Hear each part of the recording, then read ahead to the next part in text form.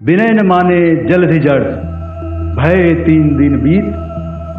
बोले राम सकोप तब, भय बिन होई न प्रीत। भारत और पाकिस्तान के बीच तनाव को लेकर आज भारतीय सेना के तीनों विंग के महानिदेशक स्तर के अधिकारियों ने प्रेस वार्ता की। इसमें दोनों देशों के बीच वर्तमान स्थिति पर जानकारी साझा की गई। वार्ता के दौरान एक सवाल का जवाब देते हुए एयर मार्शल ने रामचरितमानस की 2 पंक्तियां सुनाई।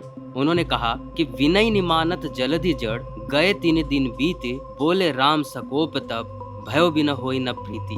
तो ऐसे में आइए जानते हैं कि इन पंक्तियों का मतलब क्या है। यह दोहा उस दृश्य से जुड़ा है जब लंका चढ़ाई के समय श्री राम ने विनय पूर्वक समुद्र से मार्ग देने की गुहार लगाई। समुद्र से आग्रह करते हुए श्री राम को 3 दिन बीत गए, लेकिन समुद्र का उस पर कोई प्रभाव नहीं हुआ। तब भगवान राम समझ गए कि अब अपनी शक्ति से उसमें भय उत्पन्न करना अनिवार्य है।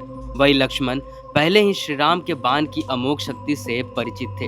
उन्हें मालूम था कि श्री राम का बाण समुद्र को सुखा देगा और सेना सुविधा से उस पार शत्रु के गढ़ लंका में पहुंच जाएगी। प्रभु श्री राम समुद्र के चरित्र को देखकर ये समझ गए कि अब आग्रह से काम नहीं चलेगा, बल्कि भय से काम होगा।